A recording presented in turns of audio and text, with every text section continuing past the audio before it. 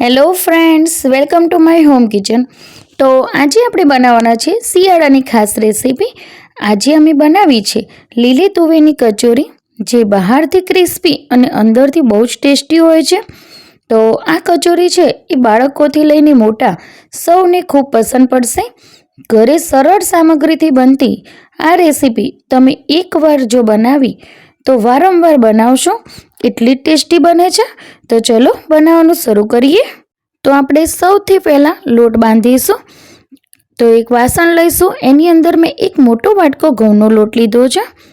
સાથે જ મેં એક આ રીતની વાટકી લીધી છે નાની, એમાં મેં મેદો લીધો છે. તો તમે અડધો ભાગ પણ લઈ શકો છો, પણ મેં આ રીતનું માપ લીધું છે. સાથે જ મેં સ્વાદ પ્રમાણે મીઠું નાખ્યું છે. હવે તેની અંદર જીરું છે એને મસળીને નાખી દીધું છે. હવે એ બંને વસ્તુને આપણે આની અંદર સરસ એવી મિક્સ કરી લેવાની છે. તો તમે મેદો સ્કીપ કરવા માગતા હોય તો તમે કરી શકો છો, એકલા ઘઉંના લોટની પણ સરસ બનશે. હવે ક્રિસ્પી બનાવવા માટે અને વધારે ટેસ્ટી બનાવવા માટે અહીંયા મેં 1 ચમચી ઘી નાખ્યું છે, સાથે જ થોડું તેલ નાખ્યું છે. તો મેં બંને વસ્તુનો ઉપયોગ કર્યો છે, પણ જો તમે એકલું ઘી નાખવા માગતા હોય તો પણ તમારી કચોરી એકદમ ક્રિસ્પી ને સરસ બનશે. તો હવે આપણે આ રીતે હાથથી મસળી લેવાનું છે. જે ઘી નાખ્યું છે એને લોટમાં સરસ એવું ભેળવી દેવાનું છે. આ રીતે તો મસળાઈ ગયું છે. તો હવે આપણે થોડું પાણી નાખીને આપણે લોટ બાંધવાનો છે. તો પરોઠા જેવો લોટ બાંધવાનો છે, એનો વધારે ઢીલો પણ નહીં અને વધારે કઠણ પણ નહીં, એ રીતનો આપણે લોટ બાંધવાનો છે. તો આ કચોરી છે ને એ થોડીક અલગ રીતે બનાવીએ છીએ. તો એકદમ જે બહાર આપણે લગ્ન પ્રસંગમાં ખાતા હોઈએ છીએ એ રીતની કચોરી બનશે આ ટેસ્ટી. તો આની અંદર મેં કોઈ પણ બટાકાનો પણ ઉપયોગ નથી કર્યો, તો તમે વિડીયોને છેલ્લે સુધી જોજો. તો મેં થોડું તેલ નાખીને લોટને આ રીતે સરસ એવો મસળી લીધો છે. તો હવે આને આપણે સાઈડ ઉપર મૂકી દેવાનો છે. તો ઢાંકી દઈશું, ઢાંકીને સાઈડ પર મૂકી દઈશું. હવે આપણે સ્ટફિંગ બનાવીશું. તો સ્ટફિંગ બનાવવા માટે મેં અહીંયા તુવેરો લીધી છે આ રીતની. તો લીલી તુવેરો લઈ લીધી છે, સાથે જ લીલું લસણ લીધું છે. અહીંયા મેં આદું મરચાં લીધા છે અહીંયા. તો તમે જોઈ શકો છો આટલી વસ્તુ મેં અહીંયા લીધી છે. તો આપણે મિક્સરનું જે નાનું બાઉલ હોય છે એ લેવાનું છે. તેની અંદર આ રીતની તુવેરો કાચી નાખી દેવાની છે. થોડું આદું અને લીલા મરચાં નાખીશું અને સાથે જ લીલું લસણ નાખીશું. અત્યારે શિયાળો ચાલી રહ્યો છે એટલે લીલું લસણ માર્કેટમાં મળતું જ હોય છે.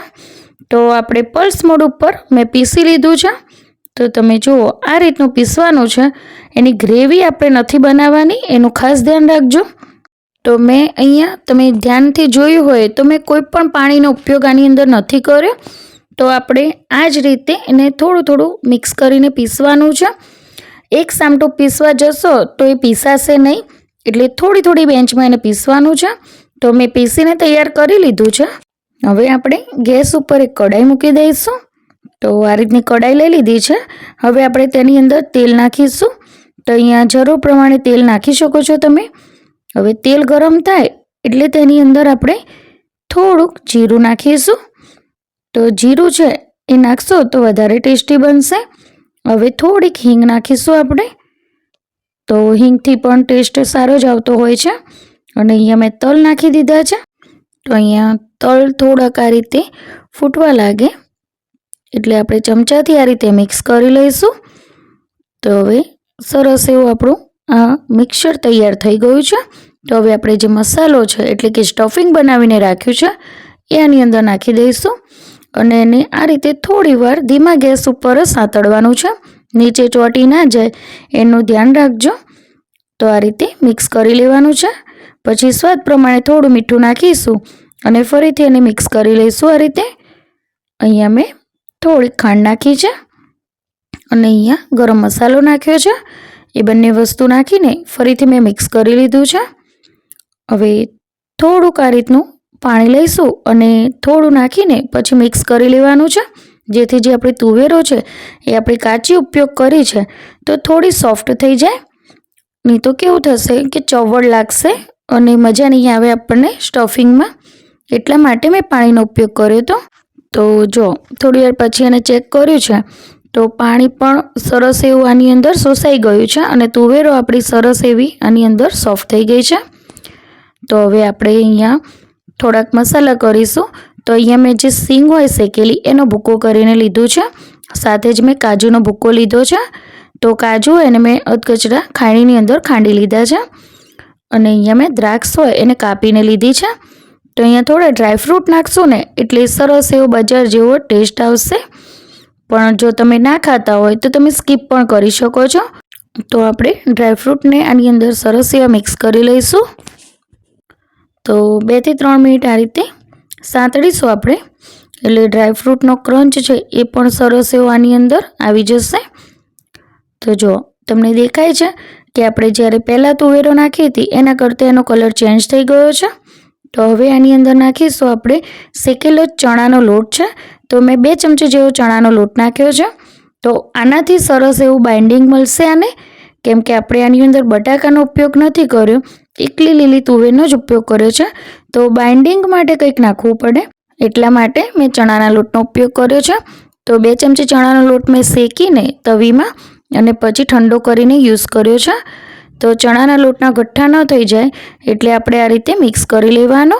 તો સરસ એવો મિક્સ થઈ ગયો છે. તો હવે ગેસ બંધ કરીને છેલ્લે કોથમીર નાખી દઈશું અને લીંબુ નીચવી દઈશું અને પછી આ રીતનું સ્ટફિંગ બરાબર મિક્સ કરી લઈશું. તો આપણું ટેસ્ટી સ્ટફિંગ બનીને તૈયાર થઈ ગયું છે. તો છેલ્લે મેં થોડું લીલું લસણ ઉપર નાખી દીધું છે.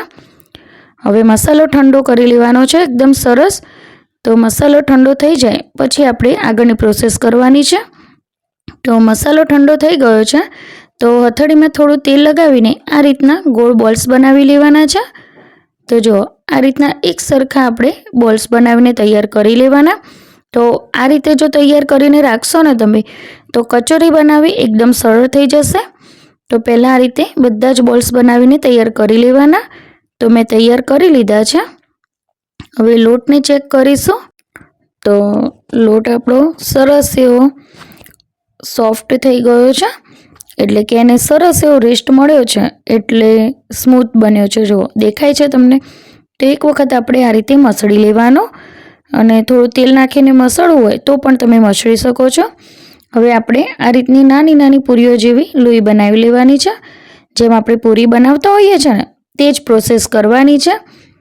આનું કંઈ વધારે કોઈ એવું સાયન્સ નથી, તો તમે તમારી રીતે બનાવી શકો છો નોર્મલી. હવે આ રીતે લઈને ગુલ્લું અને પછી પૂરી વણી લેવાની છે. તો જો તો અત્યારે હું છે ને બધી પૂરી થોડી બનાવી લઈશ જેટલા મેં ગુલ્લા કર્યા છે. તો આ રીતે એકદમ સરળતાથી તમે એકસાથે જ વધારે કચોરી બનાવી શકો છો. તો જો કેવી સરસ પૂરી વણાઈ રહી છે. જેટલો તમે લોટ બાંધીને મૂકશો ને એટલો સરસ સોફ્ટ થશે લોટ. તો હવે ચલો કચોરી બનાવતા શીખવાડું. તો એક પૂરી આ રીતની લઈ લેવાની છે અને હવે વચ્ચે આ રીતનો બોલ્સ મૂકી દેવાનો અને પછી સાઈડથી આ રીતે કિનારી લેવાની અને અંગૂઠા અને આંગળીઓની મદદથી આ રીતે ફોલ્ડ કરવાનું છે. તો એક સાઈડ આ રીતે ફોલ્ડ કરતું કરતું ભેગું કરવાનું છે ધીમે ધીમે. તો તમે જુઓ હું કેવી રીતે કરું છું એ જોઈ લો. તો આ રીતે પોટલી બનાવી લેવાની છે. તો પોટલી બની ગઈ છે. તો ઉપરનો ભાગ છે એને આ રીતે ગોળ ગોળ ફેરવતા જઈશું અને પછી જે વધારાનો ભાગ હોય છેલ્લે એને કાઢી લેવાનો છે. આ રીતે કાઢી દેવાનો અને પછી ઉપરથી જે આ ઉપરનો ભાગ હવે રહી ગયો છે ને એને આ રીતે થોડું પ્રેસ કરી દેવાનું અને એક વખત હાથમાં આ રીતે ગોળ ફેરવી દેવાનો, એટલે એનો પરફેક્ટ શેપ છે આવી જશે. તો જો કચોરી આ રીતે તૈયાર થઈ ગઈ છે. તો એ જ રીતે બીજી કચોરી પણ બનાવતા શીખવાડું. તો સેમ એ જ પ્રોસેસથી આ રીતે ભેગું કરતું જવાનું છે. ખૂણાનો જે ભાગ છે એને આપણે ભેગું કરવાનો છે અને પછી ગોળ ફેરવીને અને આ રીતે કાઢી લેવાનું છે. ઘણા લોકો એવું કરતા હોય છે કે ઉપરનો જે ભાગ છે ને એ જે વધારે લોટ છે ને એ બધો ચોંટાડી દેતા હોય છે અને પછી જ્યારે તળે ને એટલે એ ભાગ કાચો રહી જતો હોય છે. તો એવું નહીં કરવાનું. જે વધારાનો ભાગ છે એને કાઢી લેવાનો અને જે પાતળું પડ હોય ને તો પછી તમારે એ ભાગ તળતી વખતે કાચો નહીં રહે. તો હવે તેલ જો આવી ગયું છે ને એક ચેક કરી લીધું છે મેં. હવે આપણે એની અંદર કચોરી મૂકી દઈશું તળવા માટે. તો પહેલી બેન્ચ હોય ને તો એની અંદર થોડી કચોરી નાખીને તળવાની. તો અહીંયા જો કચોરી સરસ ગોલ્ડન કલરની તળાઈ ગઈ છે. તો હવે બીજી બેન્ચમાં વધારે કચોરી નાખીશું આપણે. તો બધી જ કચોરી આ રીતે નાખી દેવાની છે અને સ્લો ટુ મીડિયમ ગેસ પર જ આને તળવાની અને ગોલ્ડન થાય ત્યાં સુધી આપણે તળીશું. તો તમારી જે કચોરી છે એ ઉપરથી સરસ એવી ક્રિસ્પી બનશે અને કાચી પણ નહીં રહે. એટલે થોડું સ્લો ટુ મીડિયમ ગેસ પર આને તળવાની. તો તળાઈ ગઈ છે. તો હવે એને એક પ્લેટમાં કાઢી લઈશું. હવે આપણે બનાવીશું કચોરી સાથે ખાવા માટે ટેસ્ટી ચટણી. તો ઇન્સ્ટન્ટ ચટણી છે આ. તો એના માટે જોઈશે અહીંયા આમચૂર પાવડર. તો મેં અહીંયા 2 થી 3 ચમચી જેવો આમચૂર પાવડર લીધો છે. સાથે જ મેં ચાટ મસાલો નાખ્યો છે 1 ચમચી જેવો. અહીંયા મેં સ્વાદ પ્રમાણે અહીંયા મીઠાની જગ્યાએ મેં સંચળ પાવડર લીધો છે. તો સંચળ પાવડર મેં આની અંદર નાખી દીધો છે. હવે આપણે એની અંદર નાખીશું શેકેલા જીરાનો પાવડર. તો અહીંયા મેં 1 ચમચી જેવું જીરું હોય એને શેકીને પાવડર કરી લીધો છે. તો 1 ચમચી જેવો મેં શેકેલા જીરાનો પાવડર નાખ્યો છે. સાથે જ આપણે 1 ગ્લાસ આની અંદર પાણી નાખીશું. તો આ ચટણી છે એ ઇન્સ્ટન્ટ બને છે. તો તમે સમોસાની અંદર કે કચોરીની અંદર પણ બનાવી શકો છો અને તમે એકવાર ખાશો ને તો વારે ઘડીએ બનાવશો એટલી ટેસ્ટી બને છે અને કોઈ પણ ઝંઝટ નથી ચટણી બનાવવાનું, ફટાફટ બની જાય છે. તો હવે જે ગઠ્ઠા છે એને આપણે ચમચીથી આ રીતે ભાગી લેવાના છે. હવે એની અંદર આપણે નાખીશું ગોળ અને ગોળ પણ નાખી દીધો છે. હવે આપણે ગેસ ચાલુ કરીશું. તો અત્યાર સુધી ગેસ ચાલુ નહોતો. હવે ગેસ ચાલુ કરીને ધીમા ગેસ પર જ ગોળને ઓગાળવાનો છે. અહીંયા હું મરચું નાખવાનું ભૂલી ગઈ હતી એટલે હું પાછળથી 1 ચમચી લાલ મરચું મેં એડ કર્યું છે અને હવે થોડી વાર એને થવા દઈશું. તો મેં અહીંયા છે ને એક વાટકીની અંદર થોડું પાણી લીધું હતું અને 1 ચમચી જેવો કોર્નફ્લોર નાખ્યો હતો અને એની આ રીતની પાતળી સ્લરી બનાવી છે. તો એ આપણે ધીમો ગેસ કરીને અને આ રીતે થોડી થોડી નાખી દેવાની છે અને આ રીતે મિક્સ કરીશું ને એટલે આપણી જે ચટણી છે એક સરસ એવી ઘટ થઈ જશે અને ટેસ્ટી બનશે. તો કોર્નફ્લોર આની અંદર નાખવું પડશે. તો કોર્નફ્લોર અત્યારે માર્કેટમાં મળી જાય છે આસાનીથી. હવે આપણે આને ઉકાળવાનું છે.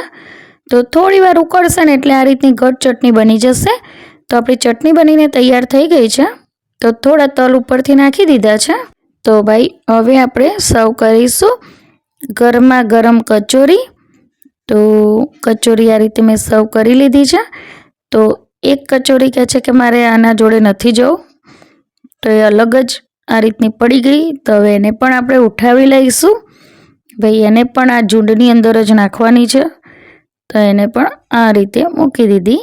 તો હવે એની સાથે આપણે સર્વ કરીશું સરસ ટેસ્ટી ચટણી જે ઇન્સ્ટન્ટ બનાવી છે. તો તમને કલર જોઈને ખબર પડે છે ને કે કેટલી સરસ બની છે અને ખાવામાં તો એનાથી પણ સરસ ટેસ્ટી છે. સાથે જ મેં બનાવી છે ગ્રીન ચટણી. તો એને પણ મેં સર્વિંગ પ્લેટમાં લઈ લીધું છે. તો તમને આ રેસીપી કેવી લાગી એ જરૂરથી કહેજો મને. અને છે ને અમેઝિંગ અને ટેસ્ટી કચોરી.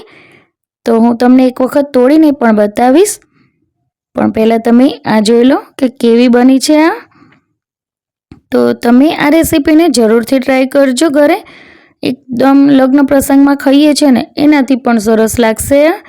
તો તોડીને પણ બતાવું. દેખો અંદરનો મસાલો કેટલો સરસ દેખાય છે ને કચોરી ક્યાંયથી પણ કાચી નથી. તો લો તમે પણ ટેસ્ટ કરી લો. તો લો ગ્રીન ચટણી સાથે પણ ટેસ્ટ કરો.